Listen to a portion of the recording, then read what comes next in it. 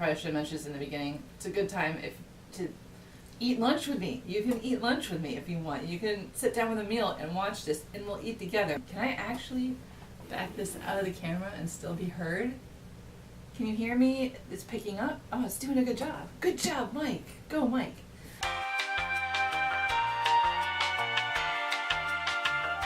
Hey, everybody. So I'm getting bored with my day-to-day vlogging. Not because I'm not enjoying the editing and practicing quantity, not quality, but I'm getting bored, so may not be a reflection of your interest levels, but I gotta keep myself involved, and I feel like breaking it up a little might help. So I'm going to try a mukbang today. And what is a mukbang, you might ask? It is when somebody eats generally a large quantity of food on camera, and then they talk about things while they're eating.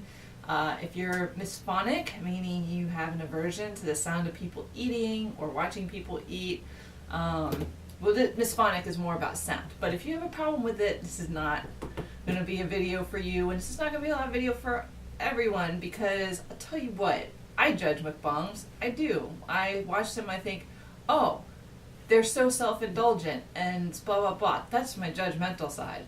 But I still watch it. And I still actually enjoy a lot of the content, because I think sometimes eating brings out a lot of people's social side, and sometimes the conversations and stuff they talk about is more real. And then sometimes it's totally contrived and it's like story time and people are trying to be entertaining. Anyway, so mukbangs generally, it's a large amount of eating, and they eat a large quantity of food. I'm not going to do that because sometimes I feel like mukbangs might be disguising eating disorders. It's a little theory for some of them. Some people will eat and then edit and then spit out their food in between the edits, so it looks like they're chewing their food and they spit. Not a good habit to develop if you're trying to develop a good relationship with your food. FYI, don't do that. I'm going to actually eat my food, probably have limited edits. So you might get a better sense of how I talk in flow and out of flow, and hopefully see a lot of uhs and so's and such.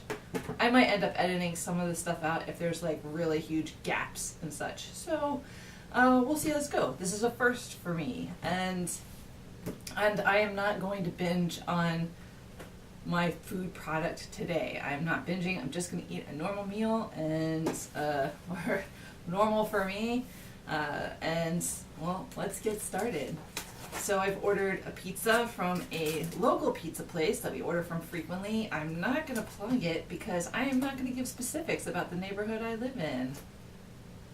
So, but what I did get is a classic household favorite here, is a tomato pie, a Sicilian tomato pie. Now, as you can see, this is no cheese. It's a great pizza for people who love to dip their bread in pasta sauce, or people who are lactose intolerant, don't like cheese, or choose not to eat cheese. And it's a pretty good deal. This much pizza for like 17 bucks in New York City, not bad. So, and to drink, I am drinking a, oh, let's do the makeup tutorial. See, I'm drinking a Cherry Coke Zero. And yeah, so let's go on with it. This is a great vegan option for anybody. You can always check out tomato pie, but you gotta watch out. One thing you gotta watch out for is that they don't put Parmesan in the sauce, which this place does not. And also, it's a good testimony of a pizza place if they have a great tomato pie, because that means you got to have a really good sauce in order to have a great tomato pie. So it's a good testament to the quality of their sauce if they can pull this off. I think I'm just going to eat a runway here. Let's see how far I can get. So, this feels so self-indulgent, and it is, isn't it? Hedonism. Hedonism at its best, maybe. I don't know. All right.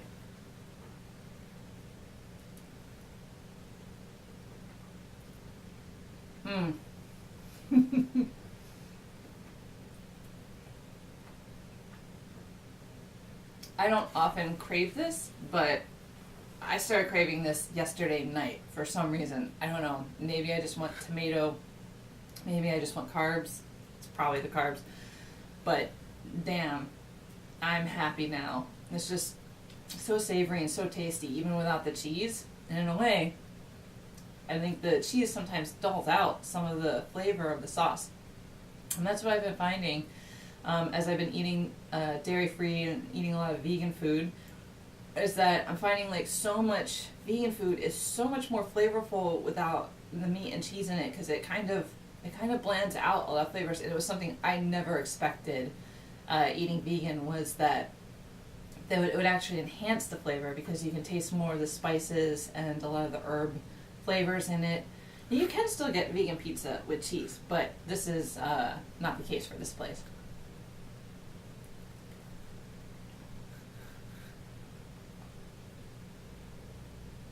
Oh man, it's so good. I'm so happy I got this. I have no idea if I'm going to put this up, because it's really weird. It feels weird to be doing this. So let me move on to talking about things. Today I got my thyroid tested, and I won't know till next week, but if I have to adjust my medication levels, but they're testing to make sure that it's okay, since they recently really ratchet them up. They bumped me up a couple levels.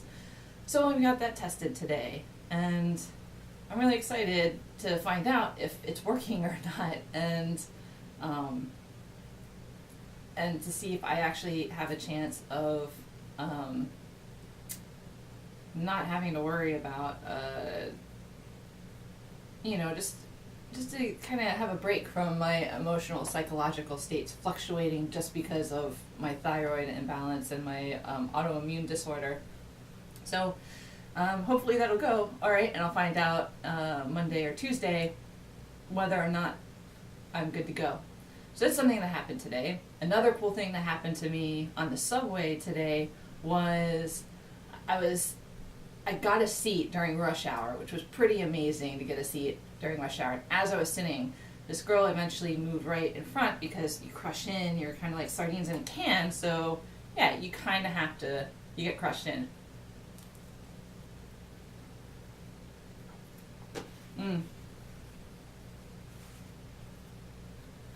So I got crushed in, and like I was sitting there, and I was looking at this girl's fingernails, and she had like the most beautiful nails. Unlike I have tomato sauce on my fingernails, but she had the most beautiful fingernails that I'd ever seen. That she had like had them done, and it looked like it was painted by some woodland elf. Had like just painted her nails and had like fairy magic on it, and it was just a really beautiful nail job. And if I had the opportunity, I was going to tell her how gorgeous her nails were, but I didn't get the chance because we both got off at the same stop.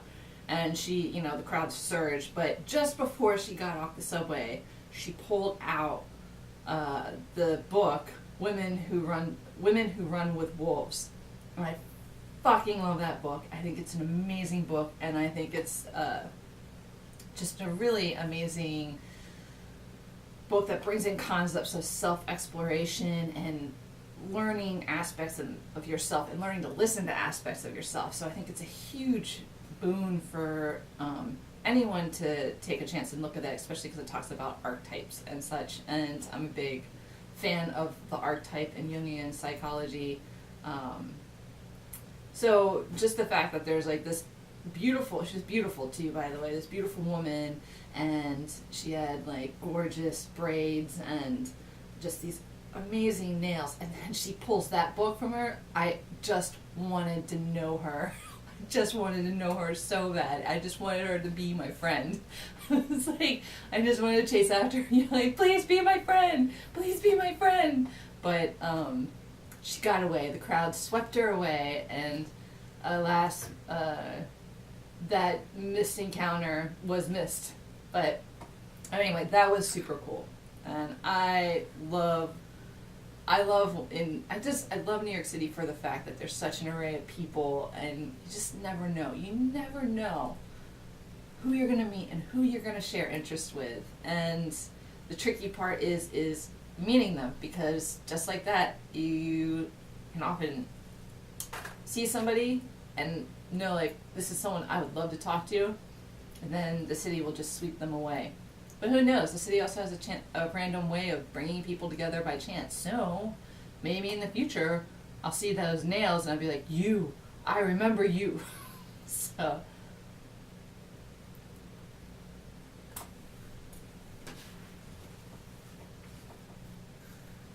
So I really, I enjoy those random things. But moving on to, I think, like, I want to talk about more just, since apparently YouTube is classifying my channel as a self-help channel, and I get why. I can see that.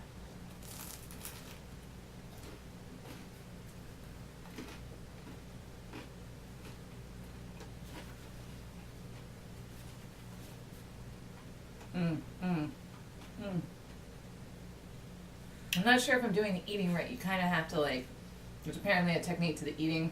I don't have that down. I'm just going to eat because I want to.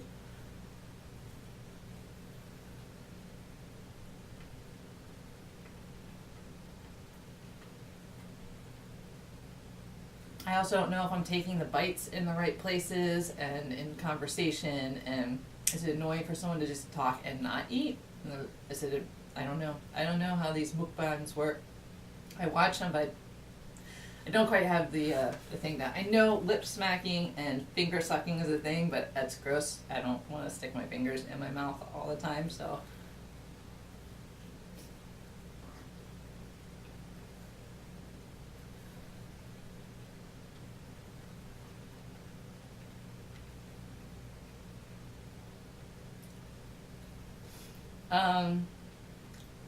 Also, I probably should have mentioned this in the beginning, it's a good time to eat lunch with me. You can eat lunch with me if you want. You can sit down with a meal and watch this, and we'll eat together, but then it's just me talking the whole time, which I don't really enjoy because I like two-way conversation, but it's YouTube. It's not about two-way conversation that much on YouTube. Okay, anyway, back to what I was talking about. So, YouTube is definitely classifying me and my channel as self-help, and I get it. I totally get it. I see why it does. Yeah, I'm definitely asking people to, like, look inside themselves, and I'm personally working on myself on camera and working through things on camera. So I get it. I get why they're doing that. But it's funny, the recommendations are all of these self-help things. So I check them out because I'm curious.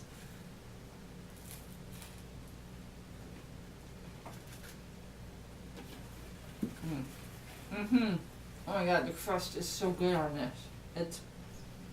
I don't really like crust, so I stay away from the corner pieces, and I leave that for, like, the people in the house that love crust. I leave the corners for them because I like it, but I love the center pieces. I want just sauce and bread. Time for the cherry coke.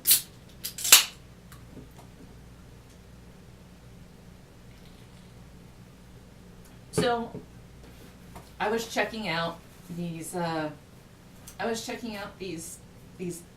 videos, and it was really interesting to watch and to feel my internal landscape and to feel. It was interesting to watch how I was feeling about these conversations, thinking, well, I had judgment going on, but why was I judging? Because I was feeling, and I was feeling anger, and so of course I'm angry. So why am I angry? Well, because I'm either in pain or I'm afraid. And I think the answer for what my primary underlying emotion for either was both. I was feeling pain because the message that some of them were putting out there it was based on a premise that I find personally very unproductive, not helpful. I have no non-binary way of not saying that I don't like it. I think it's dangerous, and I don't have a nuanced way of speaking of it.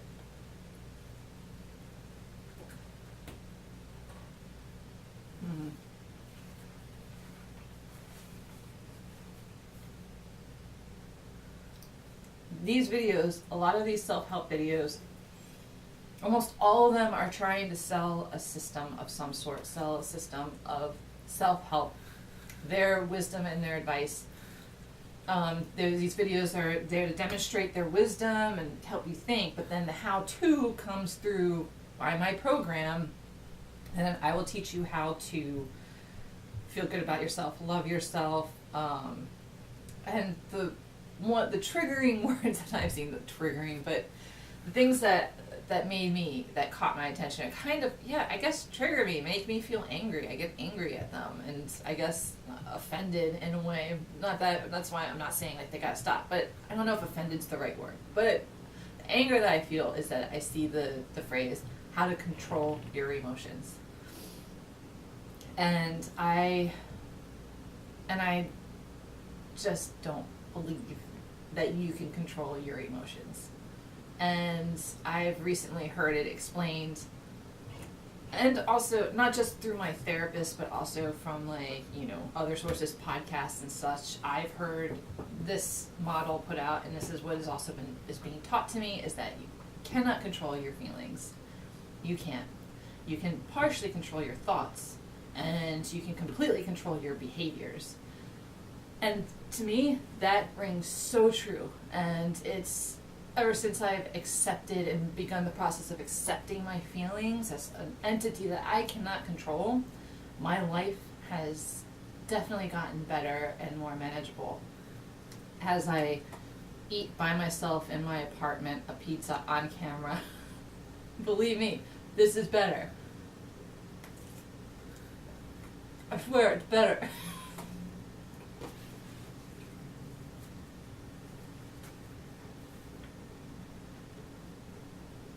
So, I have, my camera can only take half-hour chunks of it, so I am going to have to stop and reset. I'm going to have to stop it and then redo it, hit it again, until this is, done.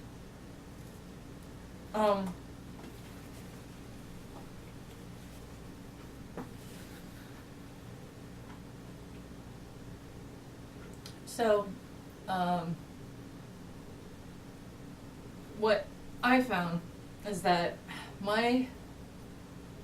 these type of self-help ideas and videos of self-mastery, that you're in complete, total control of yourself, it's an idea I subscribed to before I went into therapy, that I am total master of me and such.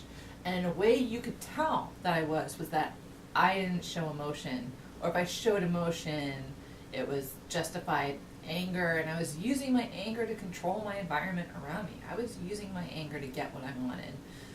And I still do. I still fall into it. And, but I'm working on that big time. And it's so good. You wouldn't think pizza. Oh my God, I did a mouth pop. I did a mouth pop. I just smacked my lips. I don't know, it was a mouth pop. I can't believe I just did that. Okay. Anyway. It's so good. You just never would think a pizza with no cheese could be so good. But I wanted this yesterday. I'm so happy I'm doing it. Okay. Oh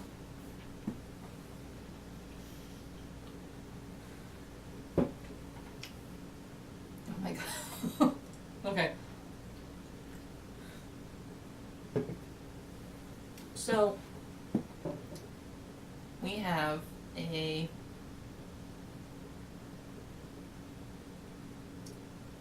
oh my God, I lost my place. I gotta keep talking. I just got caught up too with the fact that look, the stuff that I'm eating, I don't normally eat. This is just sometimes, I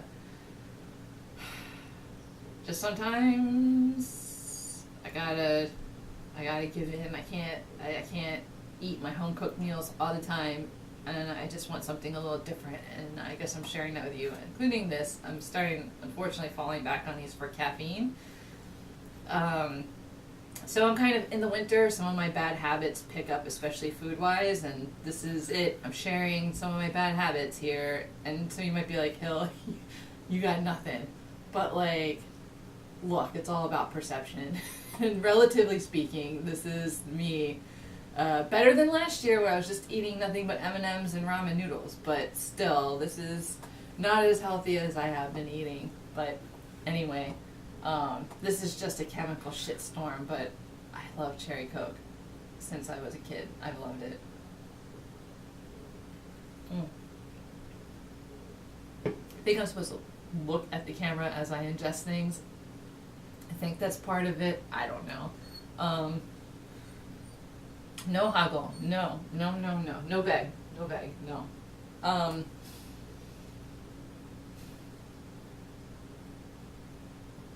So I was living this really unemotional life, and the idea of being like a master, the captain of me, is that I was basically living sort of like how you would expect like an action hero is, like stoic, one-liners, kind of stoic. At least I was perceiving it that way. But basically, you don't get flustered, you don't have emotions, and you don't feel, you just don't feel. And so I didn't feel. And ooh, centerpiece, woo. And this was even before my thyroid went off, and I would go into bouts of depression, and I was having anxiety attacks, and I was doing a lot of self-harming. Self-harm.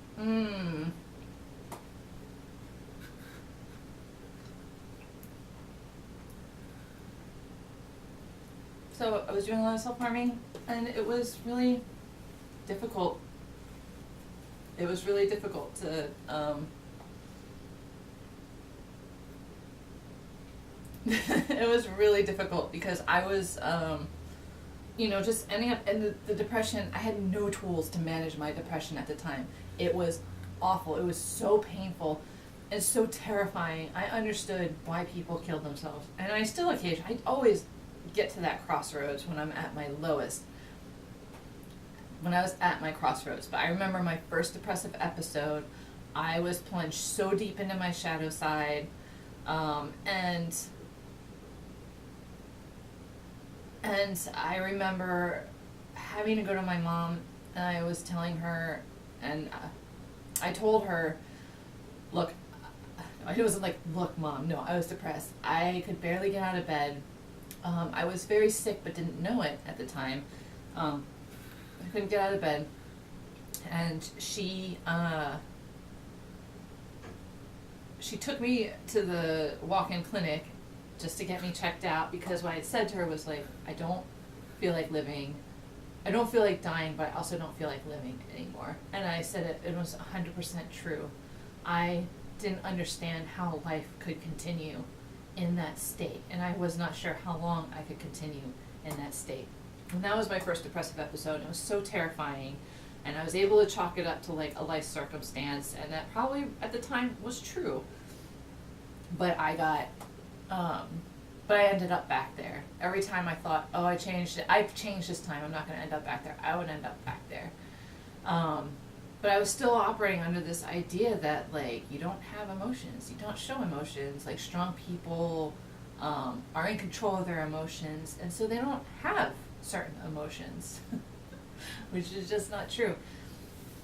And so I think the problem is that even though some of these self-help gurus are pretty much saying all the time, like, yeah, we, like, control it, you can master yourself, you can do it, and here's these tips so you can master your emotions and such.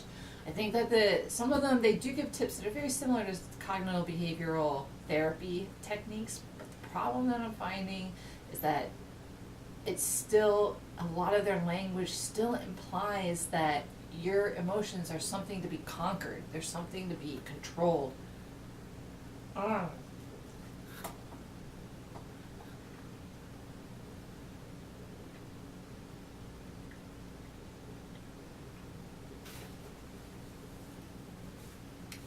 That your smell popped again.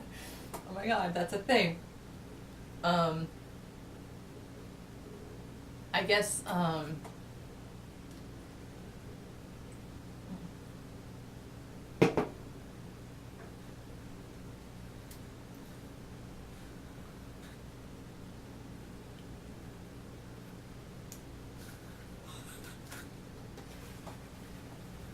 So stupid.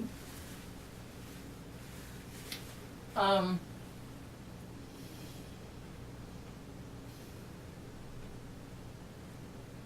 guess what I'm discovering is,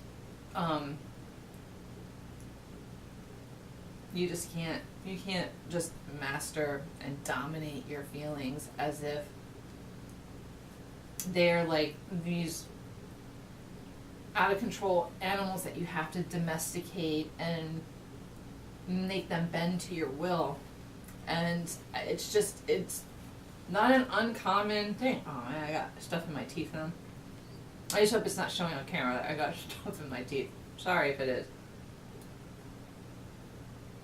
Sorry, not sorry. No, I think I definitely apologize for it. I just think that I'm sticking my fingers in my mouth, even though it's like I'm not gonna do that.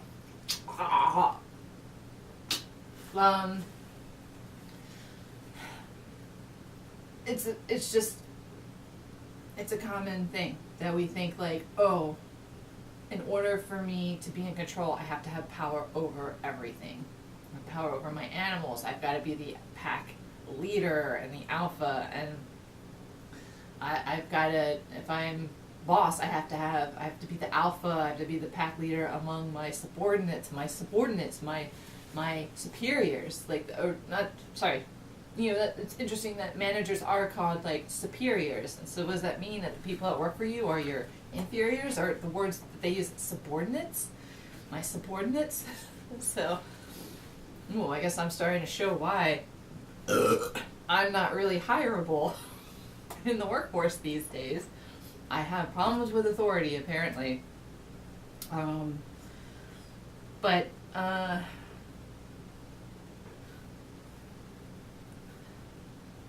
it's a common problem in the workplace. It's a common problem in our relationships, and it's a common problem with relationships with nature, and it's a common problem with our relationships with ourselves. Okay, the camera went off as I said it would because I went past a half hour. I probably will edit down some of this because this is already going long.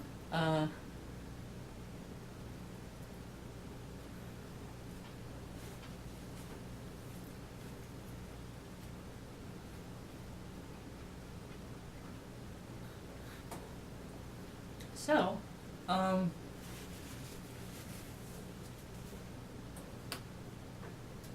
drip. So we have this concept that we have to go in and dominate our emotions. We have to dominate our feelings. Something that I think, in truth, we have no control over. I am in a complete agreement with that theory. And I think that a lot of these self-help gurus are operating on a theory that is not as close to truth as that one. And so I find so many of those videos problematic, and relying on people to control their emotions. And so I'm being set up to fail. If I try to follow that advice, I'm being set up to fail. And that's why I've always kind of hated self-help books. It's because I feel like I'm going to fail. I do fail because the emotions always happen. They always happen whether I want them to or not. Just like pain. It's going to happen whether I want to or not. It's a signal system. It's not just, it's not just like I don't know what people consider like pain isn't an emotion. It's a signal system. But I think a lot of our emotions, especially the painful ones, are signals. So that's probably a whole video on its own right there. That's all a video.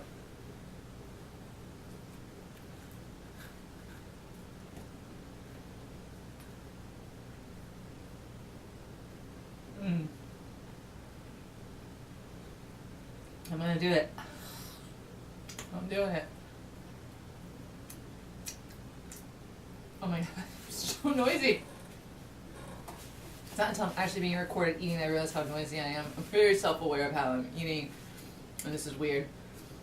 But I'm having fun. So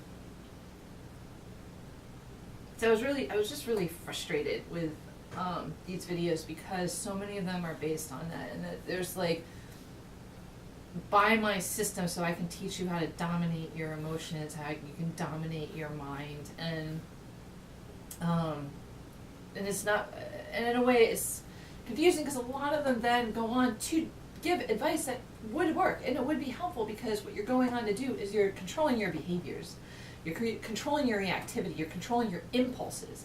But your impulses are not the same as your emotions. Your emotions are the root of all of those things. You can't stop that from happening. You can't stop yourself personally, I should say. I believe you cannot stop yourself from having those emotions. But what you can do is you can turn down the volume on those emotions so that they don't have as much impact on your well-being, on your behaviors. And yes, sometimes emotions can be so loud that you have to have some kind of pause button or some way to disrupt the emotions so that you don't get overwhelmed.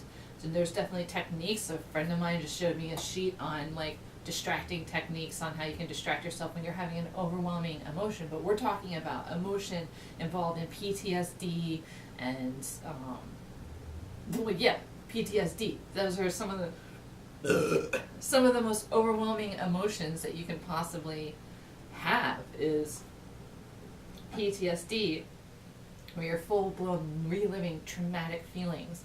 So absolutely, emotions need to be able to be managed. You need to be able to, and I don't like the term manage because so many associate management with control and such, when management isn't management.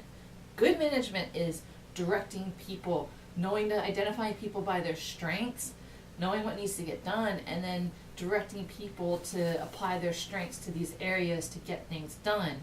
You're I see managers as someone who's someone that's able to put people in areas that will help their production and help people flourish at work because they're working in a capacity that works towards their strength, ideally, and then, or they just know shit has to get done, so they're going to get it done, and then they can move on to a new project, ideally, but, nothing's really ideal in the work world. I don't think management, just like how discipline doesn't mean control and beating down and abusing people, discipline means to teach. It's like discipline, disciple. It's about teaching somebody. It's not about punishing somebody, but somehow we've turned discipline into punishment. So I think the problem, I don't even like the term managing your emotions sometimes. The way I prefer to see it is that you develop a relationship with your emotions.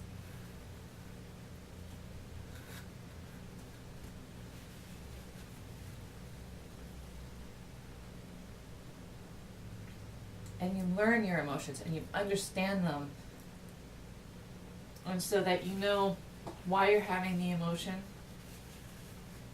and you know why you do not need to react to your emotion the way you might standardly react. And I don't think there's anything wrong with these self-help gurus in the sense that they are offering sometimes helpful tips that will work, because they will interrupt overwhelming emotions if you use the tip right, but then when you use it in the sense of just general emotion and using this thing that's meant to interrupt overwhelming emotion, just basic emotion, you're trying to teach people not to have certain emotions, or people will think that's what it is. I did. That's what I thought self-mastery meant. And I just don't hear a lot of the language of accepting your emotions, learning to love your emotions, even the bad ones, and learning how to accept them and realize it's a part of yourself, and trying to integrate them into your life. Give them jobs that they want to do so that they can help you, because that's what all of our emotions are trying to do. They're trying to help us. They're coming from defense mechanisms that we built, and they're just trying to help us.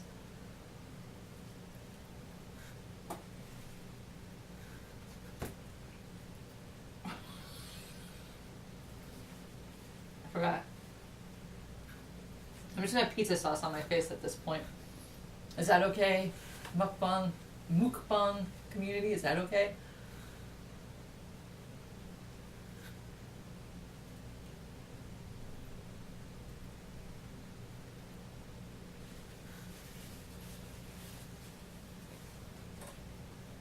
Okay. So, all in all, I was very frustrated. Um, alright, that's not the way I want to put it. All in all, I can see my channel easily being tied in with these channels. And I'm evaluating how comfortable I am with it, which is why maybe I'm like, mukbangs. These guys don't do mukbangs because, well, look at it. Look at me. This is why. When you're trying to sell a system of self-improvement, does this look like self-improvement to you? In some ways for me, yes, it is. It is.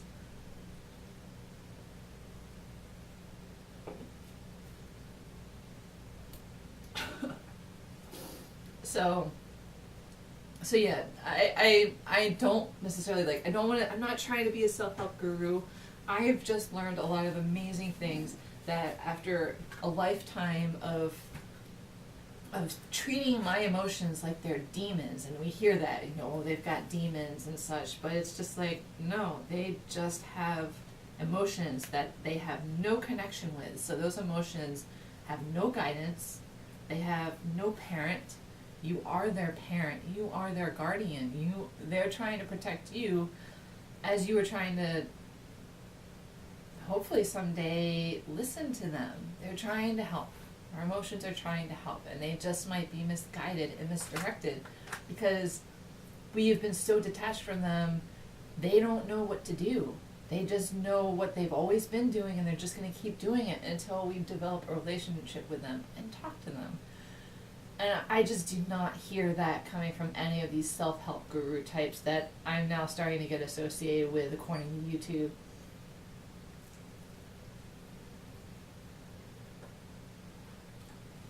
No beg, Hoggle. No beg. I love you, but no beg. So, you might be seeing some more things like this. Uh-oh.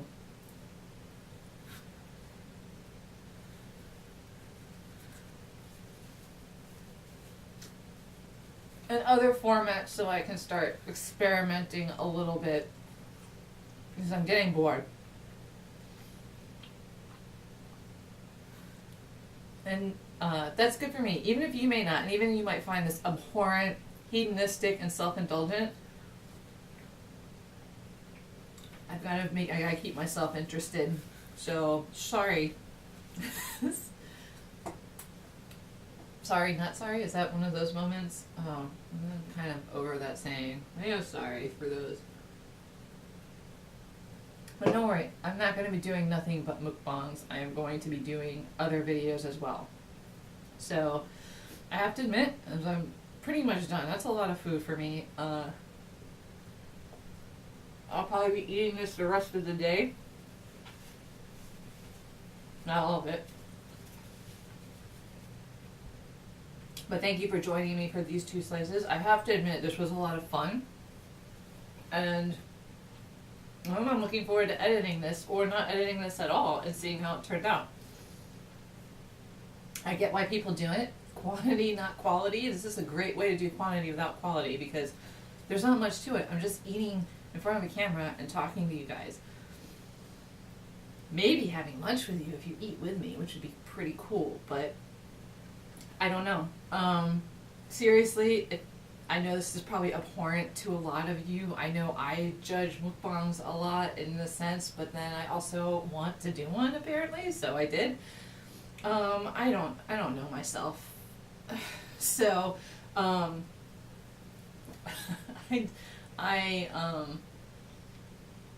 but I've had fun. I had fun doing this, and I really enjoyed, I might do more just to work with the format a little bit and to also help me loosen up a little bit because I do feel a little bit, the food somehow makes it easier. I feel more relaxed with the food, which I get it. This is why these food addictions exist.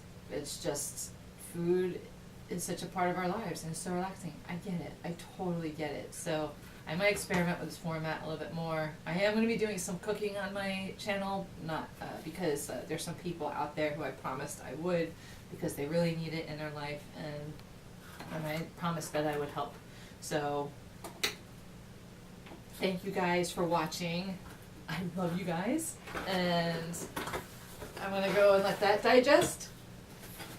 I'm gonna get into editing, and I'll definitely see you guys in the next video. Thank you for being here. I hope this wasn't too abhorrent. Thank you for joining me for my first mukbang, and I love you, and we're gonna go to outro.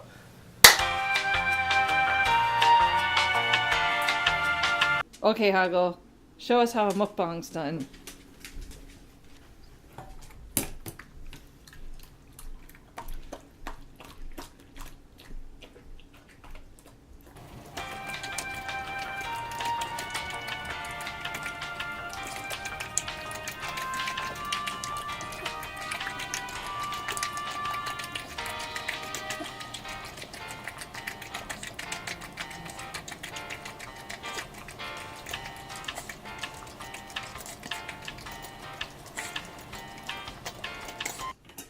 My mukbang took 40 minutes. Yours took 40 seconds. Good job, Hagel. Good job.